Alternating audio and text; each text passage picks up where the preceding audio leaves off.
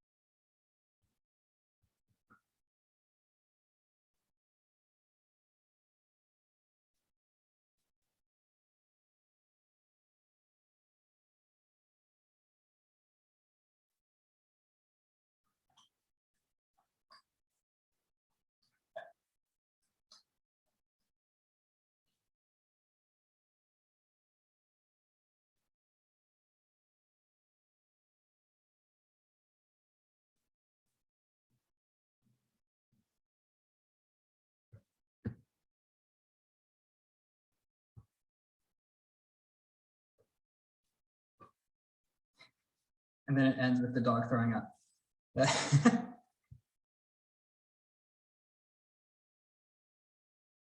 All right, cool.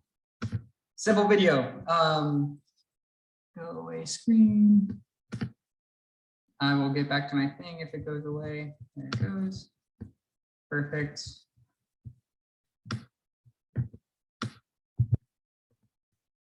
Oops. What's the hotkey? I don't know. Oh, it is on full screen. I'm sorry, 1 second.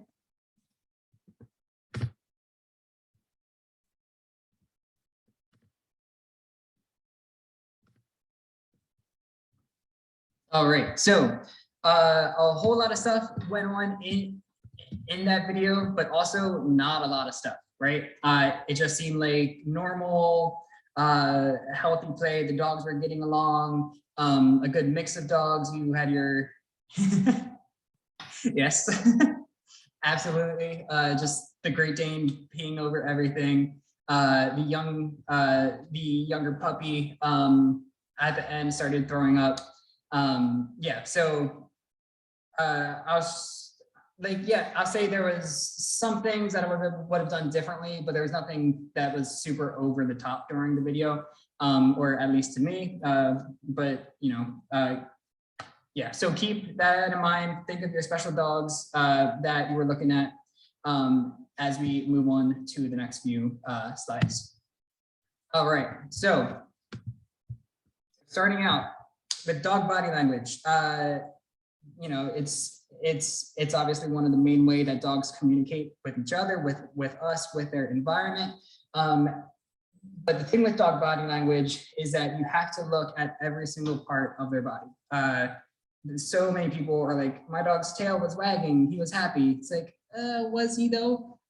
We have to look at the context, the environment, what's happening before, what happens after, and look at each individual part of the dog's body to really get a full idea of what they're feeling and possibly predict what they're going to do next. That being said, we are going to be looking at photos. Photos obviously are snapshots of a situation. It's hard to come to any conclusions from just looking at the photo. So we're going to err on the side of caution and break down these photos to be, you know, one extreme to the next, you know, because a lot of the dog body language stuff can go both ways. All right, first up, tails. Obviously, one of the most noticeable things when it comes to dog body language. My dog's tail was wagging, he was happy. Yes, it will, it's actually being recorded and we will share it. All right, cool, so tails, there's a lot of positions that dogs' tails can be in. One that, I mean, we're probably all familiar with, for better or for worse, is that tail completely tucked under the back legs. That is a sign of submissive, appeasing behavior, possibly fearful, depending on the situation.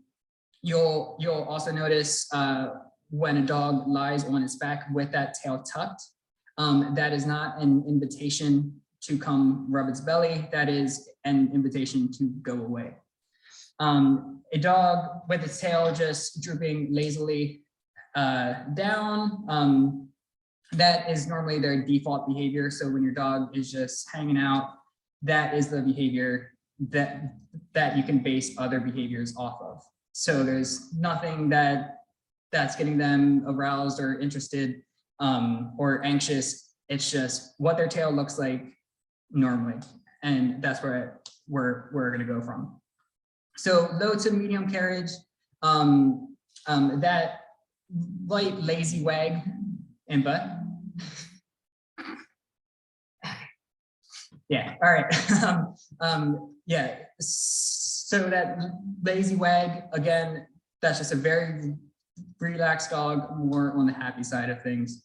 Now you also may see the tail low, but with a very fast wag. Sometimes we see this with dogs that lean towards the fearful, aggressive side. So what happens next normally is that tail goes completely tucked.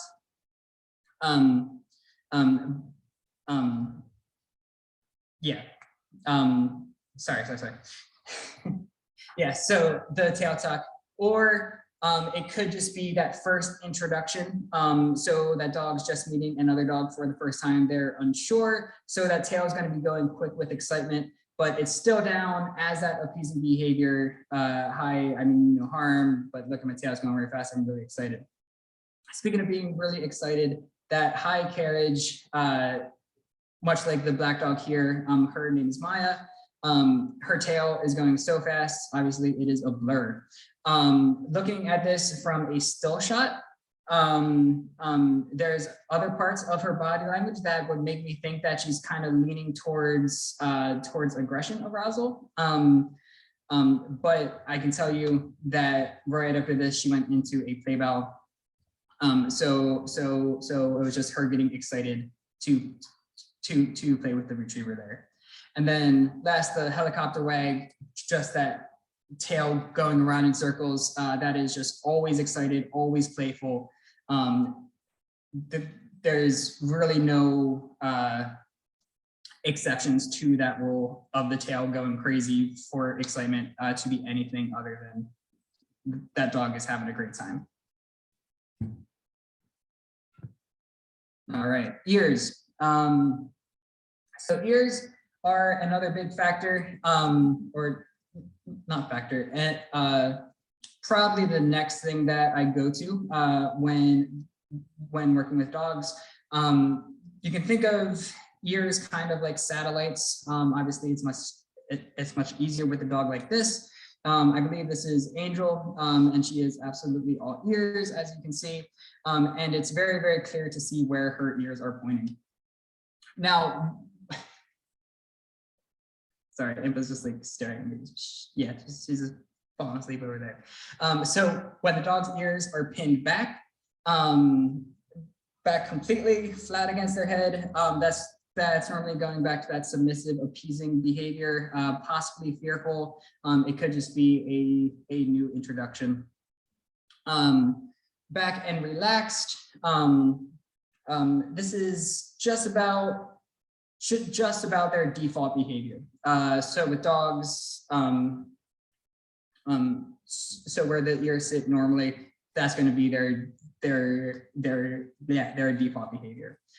Forward, but still relaxed. So this is a dog where there's possibly something that's going to cause some state of arousal. It's either another dog, a noise. This is when you will see the satellite ears kind of go, where they'll start to focus towards that stimulus or that trigger, which might cause some form of arousal.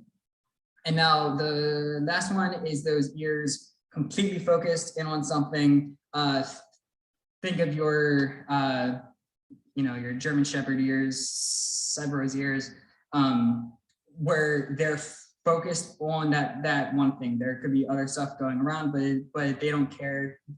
They are focused on that one thing, either by assertive arousal or play. Again, there's rules to everything. That's why we look at the whole picture, because the line between play and aggressive is pretty blurred.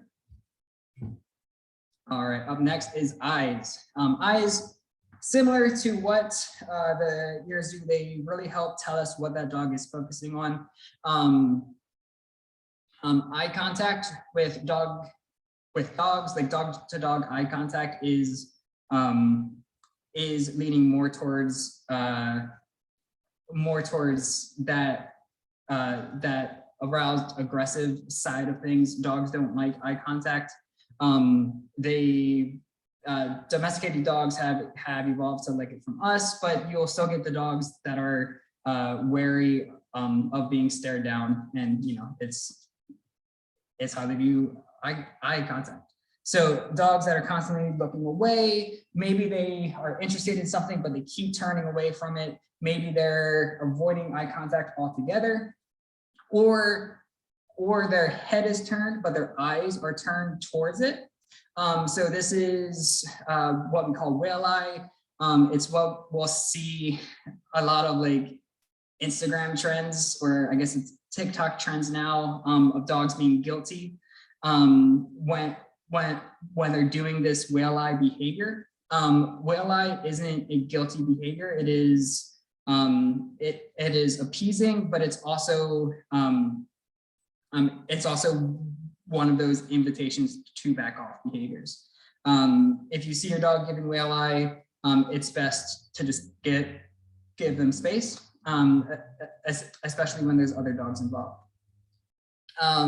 The soft, direct eye contact, come relaxed with us, is kind of their default. Domesticated dogs like to read our faces, much like we like to read theirs. Eyes a little bit more wide open. This kind of goes back to starting to get some form of arousal, either play or aggressive. It's mostly just them focusing in on something. And then that hard stare, which is the worst part of my job, it is when that dog just freezes entirely. Its body gets very stiff. Its head is just locked in. Its eyes are locked on whatever it is that they're focusing on. And now that, unfortunately, like everything else, with the state of arousal, it can go to play or it can go to some form of aggression. That is when I really like to step in to two dogs interacting. But we also have to watch how we do that, because any additional stressors could push that interaction one way and not the way that we're hoping for. Most dogs that are great with other dogs, they'll do that hard freeze and then they'll go into a play bow or go into chase. And that's a wonderful thing to happen. But unfortunately, that's not always the next steps. All right, up next is the mouth. There's also a lot that dogs can tell us with their mouths. Their lips pulled back. You can kind of think of it as like a grin. You often see the grin with eyes squinted or eyes closing. Again, think back to those, my dog's so guilty, he got into the trash videos, where it will look like the dog is smiling. Again, this goes into the appeasing behavior, submissive behaviors, just to admit that dogs aren't quote unquote moral creatures, so they don't feel guilt. They feel safe and unsafe. And so they've evolved this smile as a form of submissive behavior because it works. You know, we think it's adorable. We can't stay mad at you, all of that good stuff. All right, licking lips, yawning.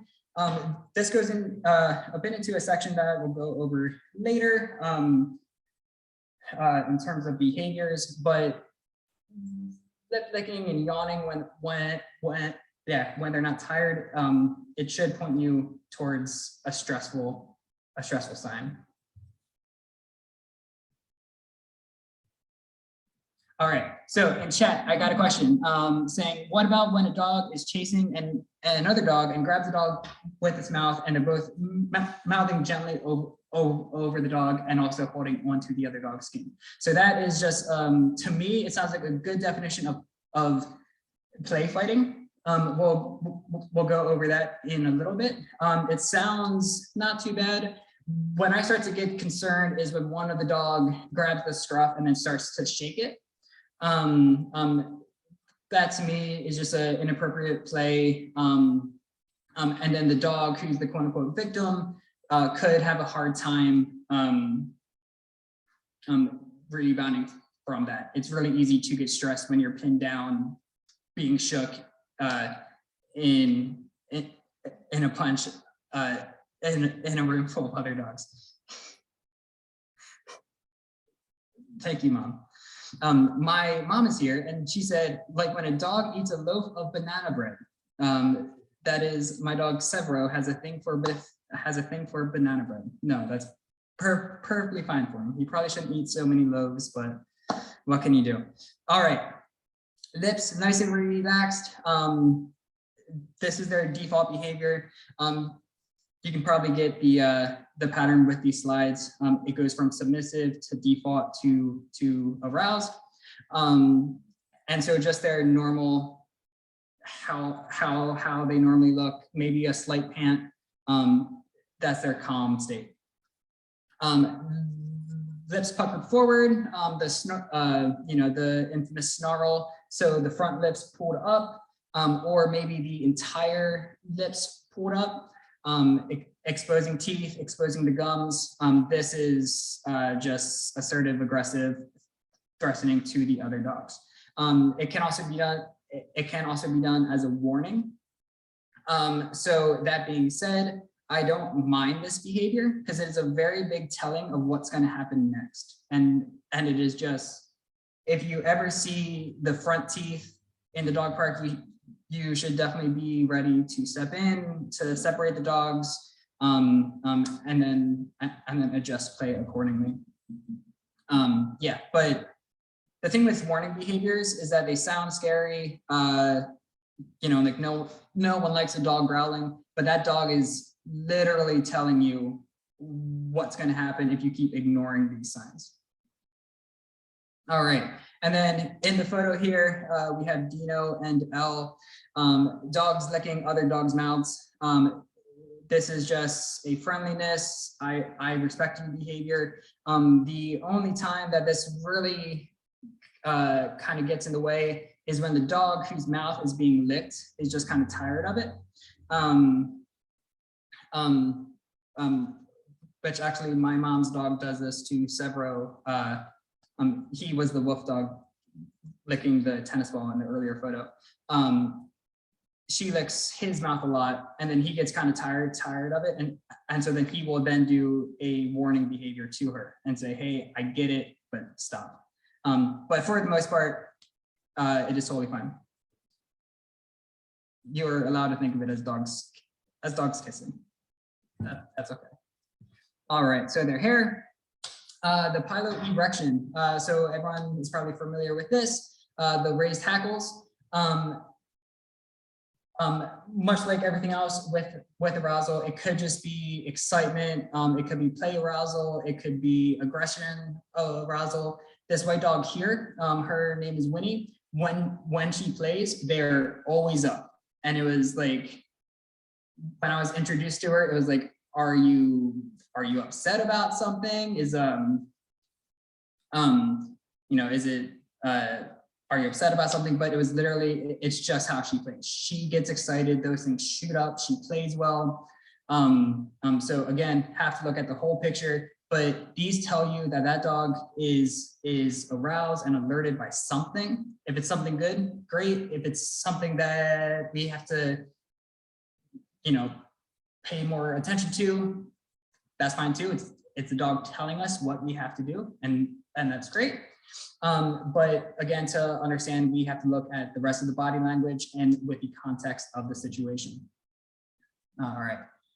I got another question. My dog is a husky and he yawns frequently in order to make a quiet howl. Is this an indication that he is upset or anxious? So that's hard to say, because Severo is a Tamascan and very closely related to huskies, and he just very much likes to talk, and I've kind of worked with some huskies where they're very similar in terms of they just like making noise sometimes. If it's like a quiet whine, it could be, you know, he could just be bored, because that's when Severo howls, it's because he's bored, so he'll start yelling. It could be boredom. It could be anxious. Sure. Depends on the situation, and then, well, not. It depends on.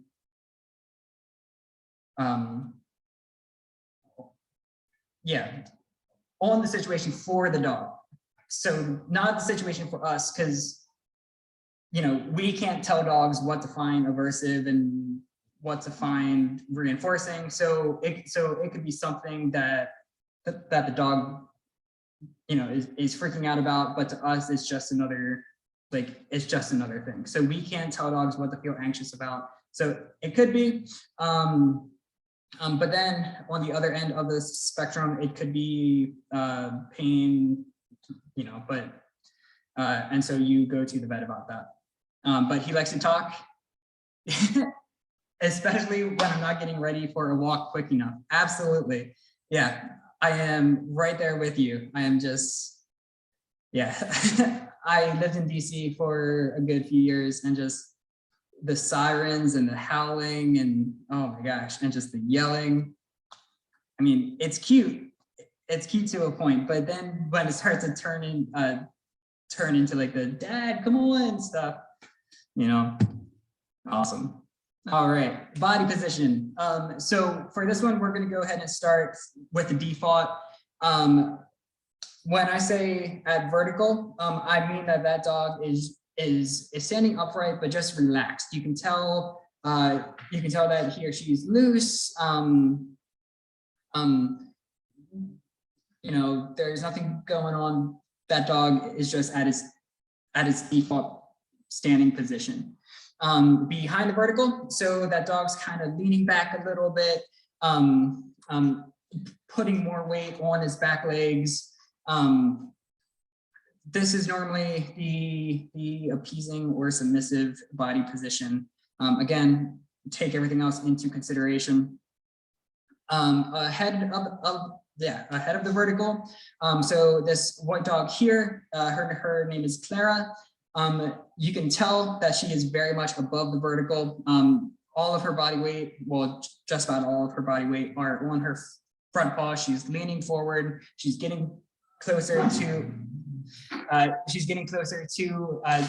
Impa over there for this introduction. And obviously you can tell by her harness that she very much wants to get closer. All right. And again, this is something that you have to look at everything else. Her tail is raised. Her tail is naturally curly, so that's not just a wag. It's just raised up. Her eyes are pretty hard. Her mouth's pretty default though. And then her ears were kind of hard to read because one's upright and one's flat. So, you know, that's the best of both worlds. But for the most part, well, I can tell you that this was an excitement arousal. She wanted to play, wanted to say hi to Impa there.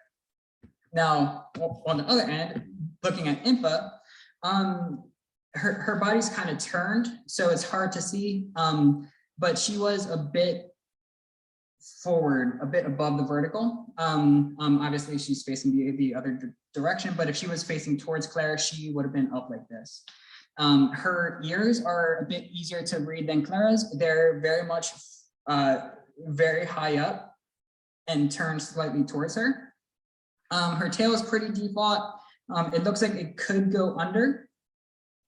But I don't believe that it did. Yeah, and then Impa, you can see a little bit of tongue out there, a little bit of the licking. It's kind of hard to see because the photo is small. And then her stare is definitely a bit harder than Clara is. Her eyes are just wider. All right, and then shoulders lowered, hindquarters elevated. This is of course the play bow, and it is a wonderful thing. Another thing that I added to this, you may be walking and see your dog kind of get alerted by something or is curious, or maybe they're meeting someone or something that they're not super okay with and they lift their front paw. Again, look at the context, but if your dog's naturally anxious, you may see this from time to time, and this is normally a sign of stress, fear, or just uncertainty, and they just need more time to be desensitized to the situation or to the thing that they're seeing or meeting, or you know. All right. So going into behaviors, displacement behaviors. Whoops. All right. So displacement behaviors can be defined as normal everyday behaviors, but not in the context that we're supposed to be seeing them. So think of the dogs yawning when they're not tired, licking lips like Impa was without any food. A lot of dogs will break away from play and start scratching randomly. Same with shaking off. They'll run around and chase, and then one of them will break off and then they'll shake. And then also sniffing as well. Just in the middle of play, they're having fun, and then they just go off and sniff somewhere else. So it's believed that they do this because they have different emotions about a situation, and they're working to work off the stress or the overstimulation or the overtiredness. with shaking, you can think of it as like literally shaking off the stress. You know, we're dog people, we always go, oh, good shake or big stretch and things like that. And out of context, that's nice because it's literally them just kind of resetting themselves mentally. All right, so I got a question saying, our dog shakes when she changes position, like gone from the chair to the floor or after a walk. Is this just her getting her fur sorted, or is this a displacement behavior? I think to me, that kind of sounds like both. So coming in after a walk, I would say it's kind of leaning more towards the displacement behavior. You know, because the outside's exciting, there's so much stuff going on. And then they're coming inside, they just want to relax. You shake off the outside. You know, I do the same thing with my shoes, just throw them off and then go lie down, have a drink of water or something like that. When switching positions, it could be. I think that's more getting fur sorted, but I mean, yeah, on my days off, I like to go from the couch and then to a more comfortable chair, and then back to the couch, and then to a more comfortable chair, and like that's pretty stressful. And maybe your dog feels the same. All right, I got another question. Does sneezing, where'd it go? Does sneezing fall into this? My dog sometimes starts sneezing a lot when a dog she is playing with is starting to be too much for her. That is a perfect example. Yes. So that to me is your dog wanting a break from the play. It's your dog recognizing that they're getting too overstimulated, too involved in this, and they need a break. And maybe they're not well, you know, she doesn't want to act out toward the other dog because their friends are playing, all of that good stuff. So we do something similar. I don't want to emphasize too much, but like if we're playing and we stop to go get a drink of water, and it's not because we're thirsty, but it's because we're losing really bad and we just want it to stop. You know, so that is a perfect example of a displacement behavior. All right, avoidance behaviors. So this is exactly what it sounds like. It is a dog in a situation and is doing its best to avoid the situation without physically being unable to. Easiest example of this is just the dog getting up and leaving. Impa's currently lying down in the corner because she's like, Joe, we've been here for hours. I just want to go home. You know, so that's themselves physically removing themselves. Turning their head away. So this is Miss Lyra here. She is the queen of avoidance behaviors, absolutely. And that is just when they're faced with something that they find uncomfortable, that they don't want to deal with, so they just look away. This can be complemented with that whale's eye. So it's something that they find slightly concerning, so they don't want to deal with it, but they know that they have to keep an eye on it. Hiding behind a person or an object. This is exactly what it sounds like. At the 11th bark with the benches, sometimes I'll see dogs being chased and then they go and then they hide under there. You know, it's just hiding. Yeah. Barking and retreating. This is different than like cheerleading play. Cheerleading play is a dog barking, doing that, hey, why aren't you playing with me sort of thing. This is more so accompanied by behind the vertical body position where they're ready to make that retreat. And it's not a chase. It is them scooting backwards, turning, and then sprinting back to mom and dad. It is just that, yeah, it's them retreating. And then last, I mean, not last, there's a billion of them, but that full submission, dog rolling over onto its back, its tail fully up, ears back, maybe some lip licking, maybe some submissive urination. And this is that, not an invitation for belly rubs, it is that invitation to go away.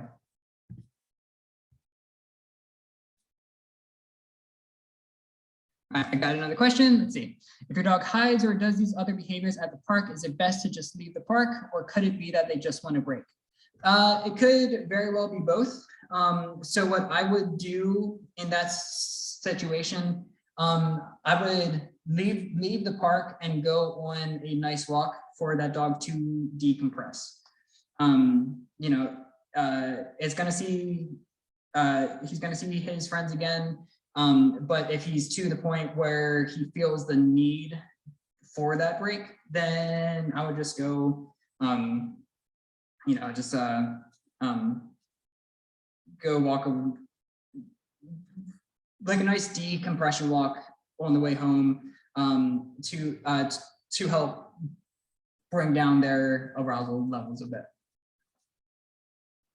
All right, so that's all the telling things, and now this is where, you know, where it's yeah. So all of the body language before was leading up to these. All right. I really like these diagrams. I believe they're from a website called Modern Dog. I have the website at the end of the slideshow, because they really bring the full picture together. The one on the left is fear-based aggression. So this is your dog that's, you know, they could be hiding under the bench, growling or snapping at the dogs coming up to say hi, but those dogs aren't listening. You know, and that dog feels like it's done everything to tell the other dogs, I don't want to do this, go away. So we see that behind the vertical body position, the hackles raised, ears flat. You can't see it, but it says that the pupils are dilated, and then this one has that front snarl. Yeah, so the rest of the mouth is closed, but the front of the mouth is open. All right, and then on the right here, so this is a bit more of the assertive based aggression, the meaty pants aggression, you know, as we call it, I guess. And this is the dog who's a lot more assertive than a dog that's normally pretty anxious or fearful. And looking at the whole picture, that dog is clearly above the vertical. So they're leaning forward. Its entire mouth is open to show all of their teeth. This kind of looks like, I call it the Joker smile.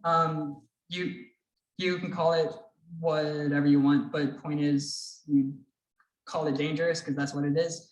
Its nose is crinkled because it's pushing up all of its jowls to show all of its teeth. Yeah, the stiff legs, that hard freeze, the tail is just upright, the hackles raised. And then, like we talked about earlier, those ears are forward. And admittedly, it's a lot easier to tell with dogs' ears when they're like, you know, when they're German Shepherd ears.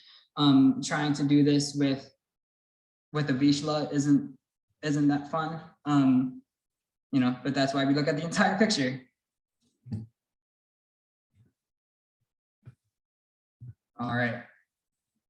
So these are just, well, at least the one on the left is one of my not favorite diagrams, but it is definitely very telling. I've seen plenty of dogs in this exact pose. So tail down, ready to be fully tucked under.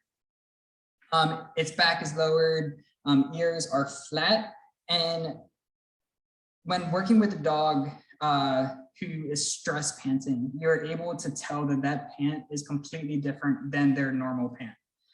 It is fast. Their mouth is just open. Their tongue sometimes can curl up back into their mouth. Now, again, that whole picture, that could just be that they're they're thirsty or very hot. But a lot of times that stress panting and that curled tongue.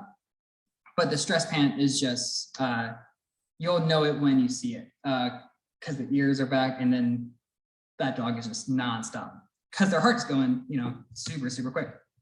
And then on the right there is an example of that total submission layover, head turned away. I'm kind of doing an appeasing smile with this corner of the mouth back. I wish that they drew it upwards, but that's fine. That appeasing submissive smile, eyes squinted, head turned, ears back, and then that tail being completely tucked. That to me is the biggest tell. If that dog wants pets or wants to be left alone, is that tail. But again, take the entire body into context. All right. Let's see, if dog A is starting to show some submissive/avoidance behaviors to dog B's playing, but you separate them, why is everything inverted on this computer? But then dog A goes right back when dog B is released. Is this actually okay? All right, so, and then dog A goes back. So the thing with submission and appeasing behaviors, they're perfectly healthy. The world, the Batman doesn't exist without Joker. Healthy play needs both sides of that. They need the more assertive dogs, and they need the more submissive dogs. Because if you have two assertive dogs going together, you may notice that that's a bit more tense than one assertive and one submissive dog. So that to me sounds fine. It sounds like dog A is enjoying it. There's something about dog B. To me, this sounds like a situation where dog A, the submissive one, will lick the lips of dog B a lot. And that to me is fine. We just have to make sure that that dog B doesn't get frustrated having all that attention and having this other dog around them nonstop when there's so many other dogs and things to be doing. Yeah, but of course, yeah. Big thing is that submissive behaviors aren't bad behaviors. The world needs them to go round. All right, cool. So we went over a lot about body language and behavior. Hopefully I went some very good questions. And so now what we're going to do is watch the same video again. And I want the chat to be talking about the dogs, the behaviors that we're seeing. I could have picked a more in-your-face video, but I didn't, because all the in-your-face videos kind of end up with dog fights. So, no. And I'm going to write some stuff too.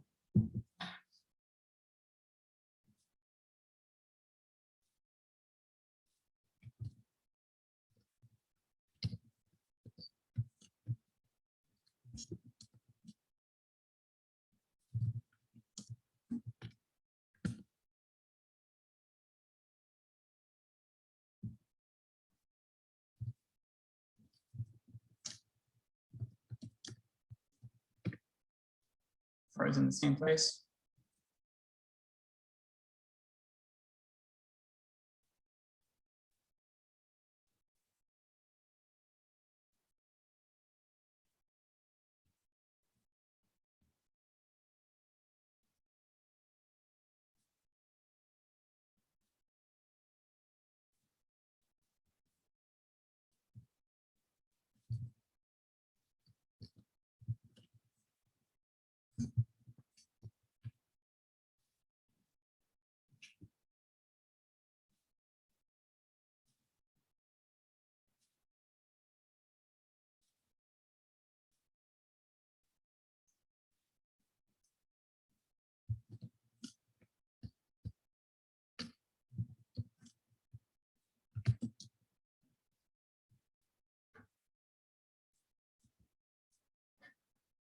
All right, so if we had time, we would watch that 1,000 more times.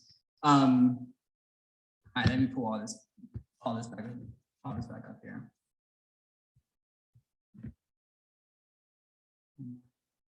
Where's my chat? All right.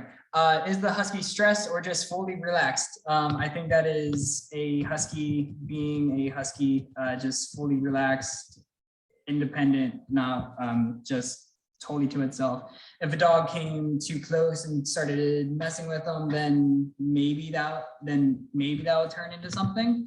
But I think to me that was just that husky being fully relaxed. All right, so two of my biggest takeaways from that were that white and tan dog that was just glued to that gate. It just wasn't interacting with the other dogs, not wanting to be there. When the staff member walked over to the gate, that dog was ready to leave. He was standing up ready, and then when the staff member left, he sat back down and was like, okay, fine. And then the puppy in there, that was my biggest concern about this clip. All of the other dogs seemed not too much older, but you could definitely tell that the puppy was the youngest of the bunch. Super active, super floppy, and then multiple dogs would chase the puppy, and then it would just flop down, tail fully tucked, some submissive rollover. It would get up, it would run around, and then 4 dogs would chase it again, and then it would just roll over again. Again, it's not horrible. I don't think it's I think it's fine for what it is. In an ideal world, that puppy would be with other puppies. And I'm not too sure why it's not. I'm sure that they have their reasons. But just with other dogs who are able to keep up with it. And then also figure out why it stops suddenly to throw up at the end. Throwing up is not a displacement behavior. Dogs throw up because they have to throw up. All right, let's go ahead and break into play. How am I doing on time? I think I'm okay on time, right? I don't know how. All right, well, I hope I'm okay on time. I'm sorry if everything ends. Okay, so healthy play starts off with that play bell. These 2 dogs, Dino and Capri, are play fighting, and the biggest tell for me about play fighting versus actual aggression, reactivity stuff is when they are playing, they are as sloppy as anything. You probably heard the expression that if a dog wanted to bite you, it would have bit you. Dogs are very, very good at being efficient, and play, they just lose all sense of that. They're just yeah, just floppy. They're loose. They make mistakes. They're being chased, and then they fall over intentionally. You know, being the victim, quote unquote, and they take turns. So it's like, okay, you got me. Now it's my turn to chase you. With wrestling, same sort of thing. It's when the movements start to get more purposeful, when they start to be more strict, more intentional and precise, is when I start to take a bit more notice. Maybe separate the dogs, give them a breather, and so then they can go back to. So then they can go back to play fighting. But that's my biggest tell, is that play is very, very sloppy. It is just, yeah, sloppy huntings. All right, preventing altercations. Play is a wonderful thing, but in a group of dogs,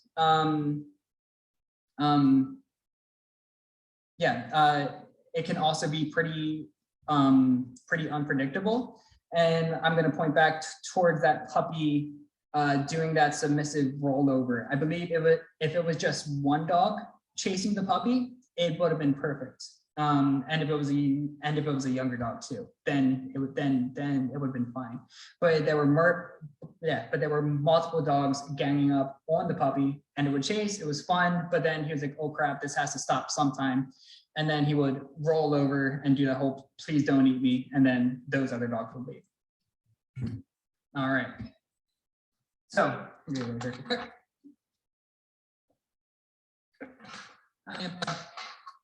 I have several in here too. All right, in case you were interested.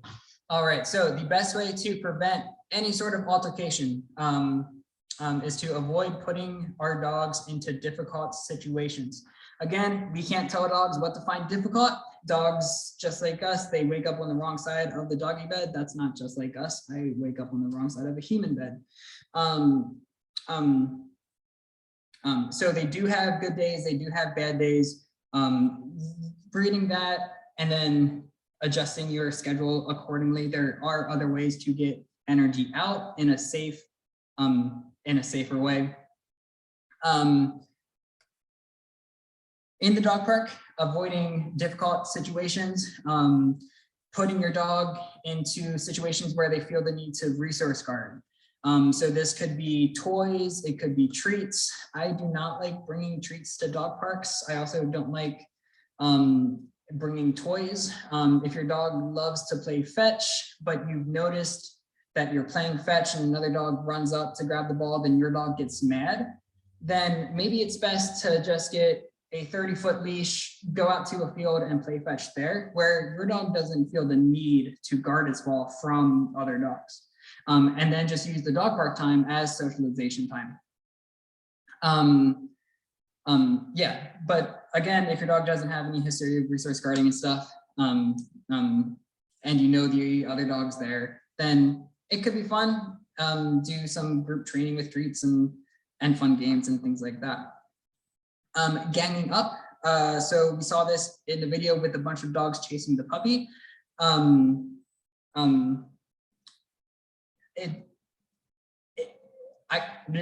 can say it would suck to be that puppy. You're just there wanting to have fun. Chase is a fun game. You go, you run around, and then you turn around and you see 10 other dogs chasing you. Dogs, I don't want to say that they're bullies, but if they see other dogs having fun, they will butt in. And normally if it's two dogs playing and one of the dogs is the quote unquote loser of that fight, then that dog is going to be the loser as 3 or 4 dogs come over and join in to that wrestling match. All right, unwanted chase. So chase has to be initiated by the chasee. So what I mean by that is that dog being chased had to tell that other dog, "Hey, I'm chasing, come chase me." If the chaser is doing it unprovoked, then it's time for that dog to go on a nice walk, jog, run, something like that. Yeah. Extreme size differences. I'm not saying that small dogs can't get along with big dogs, but accidents happen. You saw how big those Great Danes' legs are. He can easily step on another dog by accident. And to me, it's just always a better safe than sorry. I don't know if there's a plan for the 11th and bark to be split up into that small dog, large dog area, but that would be wonderful. And then dogs hiding instead of being out in the open. Dogs are hiding as that avoidance behavior that we talked about earlier. If dogs approach during that, they are it's being cornered, and no one likes to be cornered. That's when the snarls, the snapping happens. And maybe that dog is just taking a break and will be ready to go in a few minutes, or maybe it's done for the day. All right. Another good way to prevent altercations is to encourage check-ins throughout the visit. If your dog comes up to say hi to you, this is great job. Hey, buddy, slip him a treat. Don't make a big deal out of it. And then if he goes to run off with his friends again, great. If he sticks around you, then maybe it's time to head home. And then last but not least, knowing when to leave. You know, dogs don't need an hour of hard play. That's just a bit of overkill. So use your judgment here. It is totally fine to leave before leave before there's a chance of any altercation. All right, so let's say an altercation does happen and there's a dog fight going on. There's three main ways to go about it. And I'm going to start with option 3 because this is going to be your last resort. And this is getting in there to physically separate the dogs. Redirection bites are, I believe, the top cause of dog bites to humans, and it's not the dog being mean or mean to us, I guess.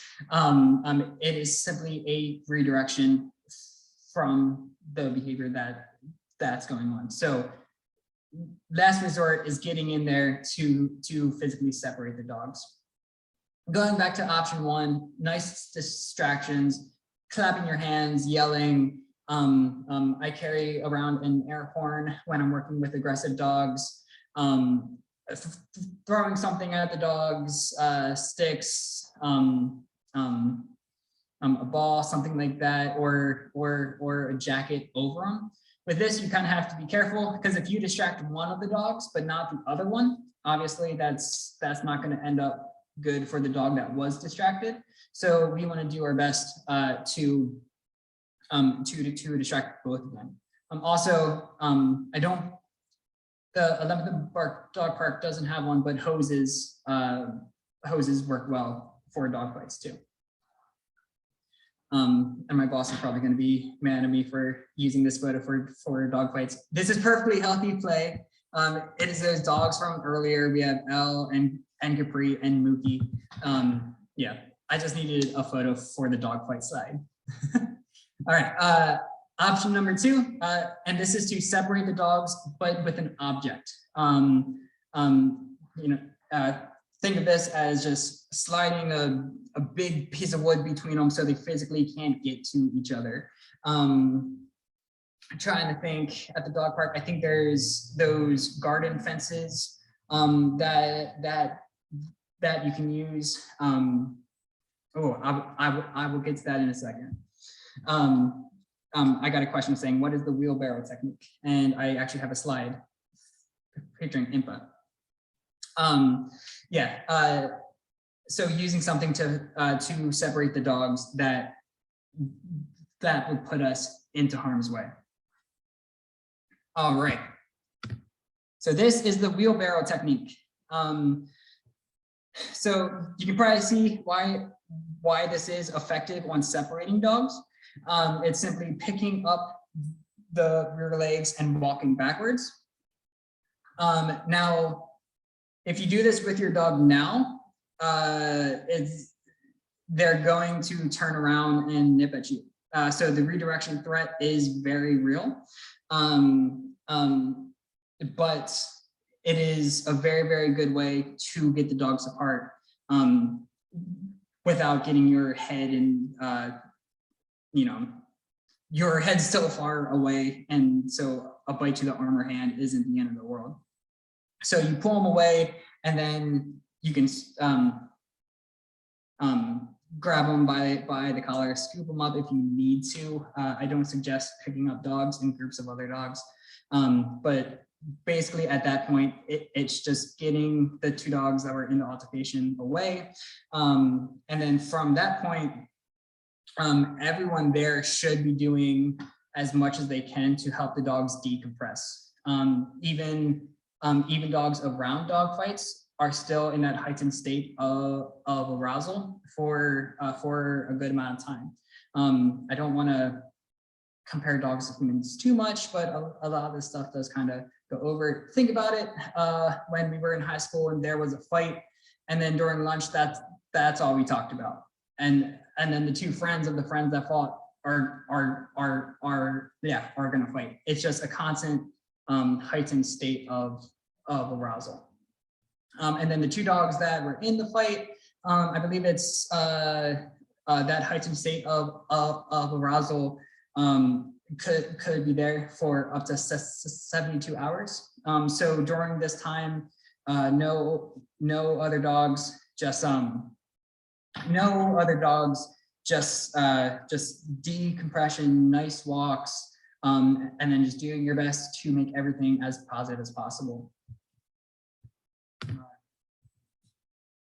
I got a few questions here. Can you try the wheelbarrow technique if the dog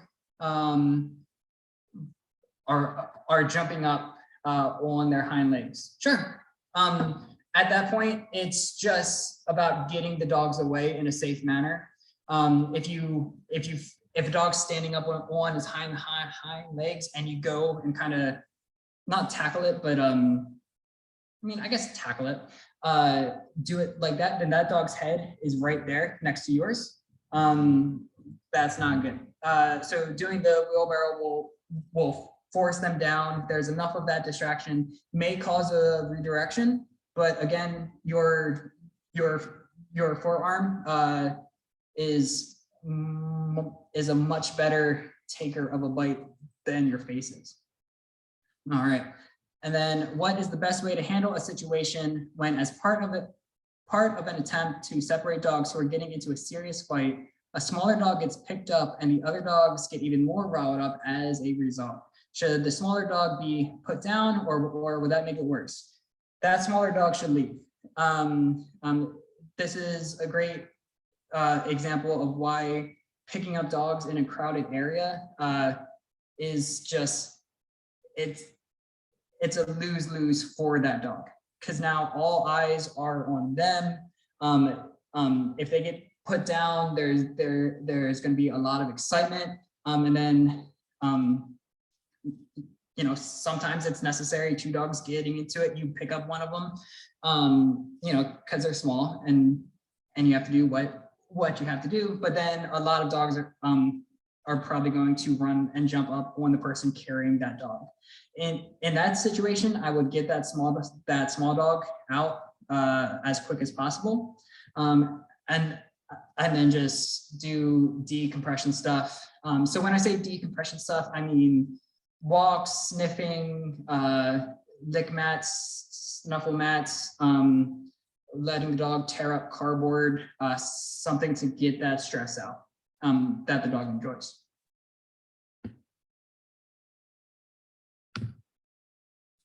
All right, so we are wrapping up here in a second. A few takeaways, like the main points that I really want to drive home with this. Number one, never leave your dog unattended. There's no reason why every single dog at the park, why their owner should not be in there with them. If I remember correctly, the trash can was taken out to the street, which I mean, I know it wasn't your guys' fault. It's just like, why would they do that to the dog? Like, to us? I can't wait until it's a real dog park. I'm so excited. But if your dog is in the dog park, you have to be in there. There's no excuse for you not to be there. One thing I see pretty often is when people do leave. Yeah, like yeah, the WMATA removed the trash can, and that's what I figured. I mean, it is what it is.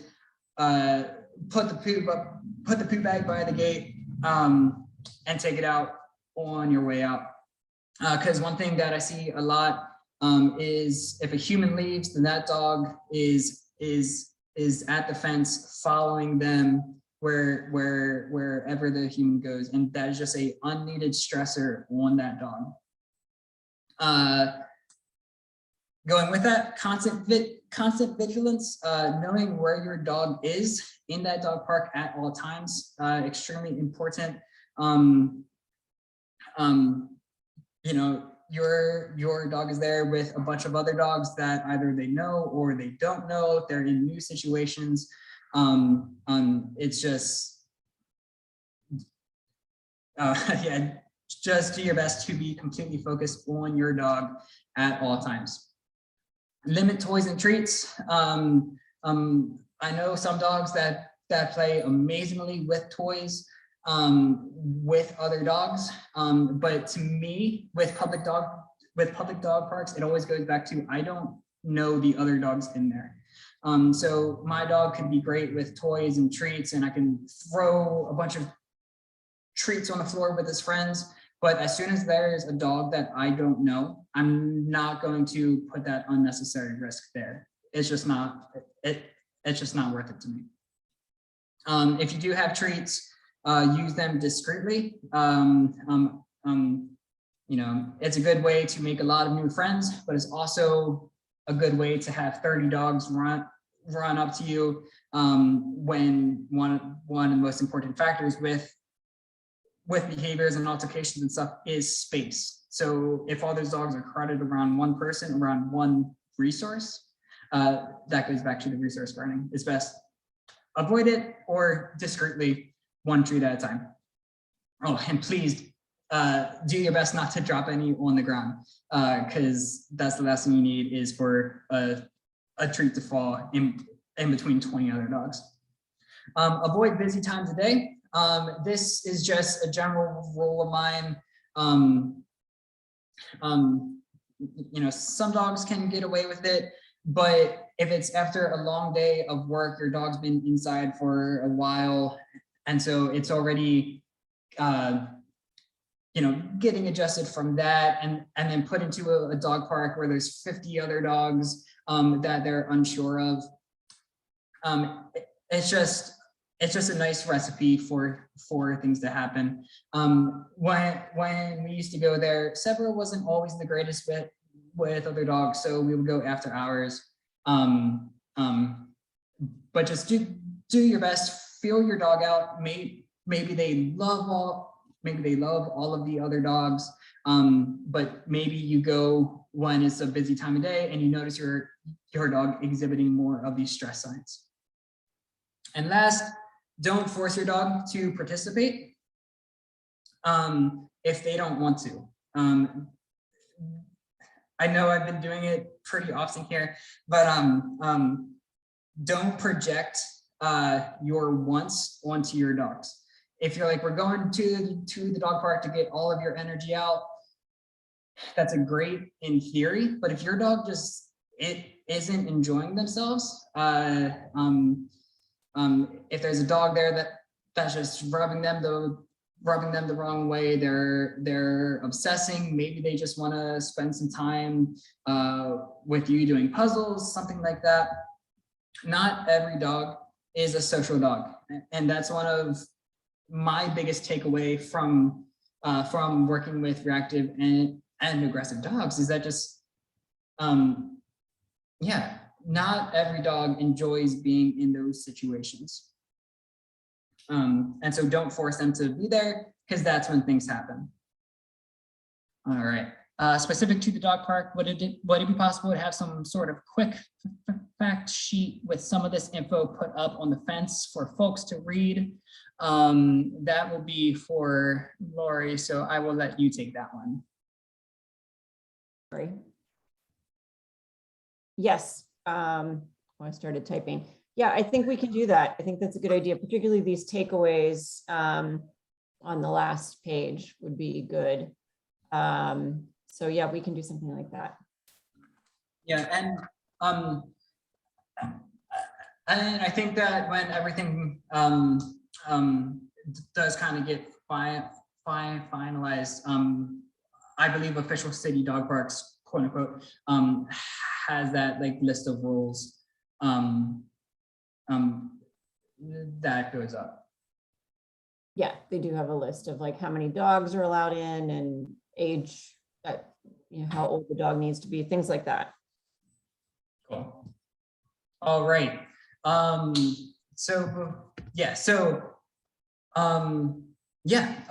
am open to any questions anyone has. Everyone's allowed to stick around, ask questions, learn from the other questions. I'll read them all out loud. But if not, thank you so much for having me. This presentation was recorded. I will share the slides with Laurie and Maggie to share with all of you. If you have any questions, well, we're doing questions now, but if you think of one later, feel free to shoot me an email, jr3 at patrickspetcare.com. Yeah, thank you so much. All right, so let's see here. All right. My dog plays sort of rough and tumble, almost never turns into aggressive or dangerous, but definitely off-putting, a lot of putting other dogs' body parts in their mouth. Usually we just read the room and how the other owner feels about it, but anything else we should be thinking about. Learning a lot, body language, that's helpful. Cool, with your question, so maybe this is just me being more of a dog person than a people person, but instead of about reading the room and how the other owner feels about it, how does the other dog feel about it? Is that other dog enjoying being wrapped up? Is that other dog exhibiting displacement behavior? Do you see it breaking away, going around sniffing, and then your dog just going back to it? Is it trying to break away the play? A lot of dogs do play rough, and it's perfectly fine. And it sounds like you have a good system going. But if you want to kind of help encourage more appropriate play, then I would focus on the body language of the other dog and what they're trying to tell your dog. And so then if that dog's like, okay, I'm done, then I would call your dog back, just take a little breather, do some sits or whatever. If it's appropriate, if there's many dogs, then just call them over and just have a little break. Yeah, so that's how I would go about that.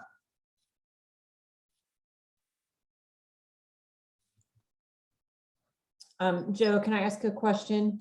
Of course. So occasionally you'll run into a dog who likes to be vocal while playing, like barking, or maybe even something that sounds a little bit like growling.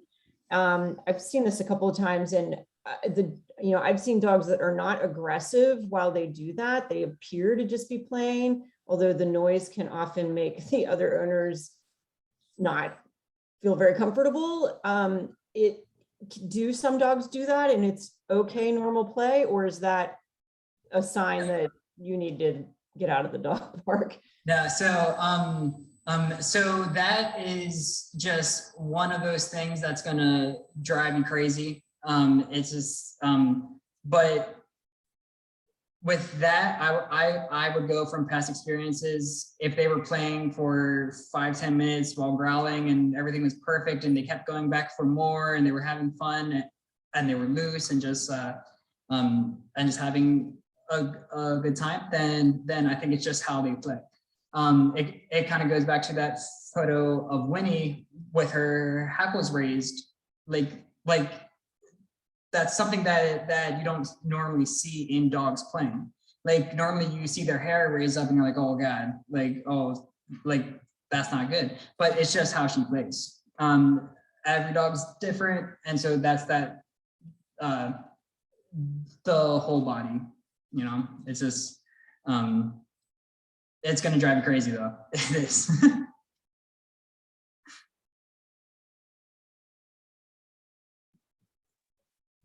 And anybody else have a question?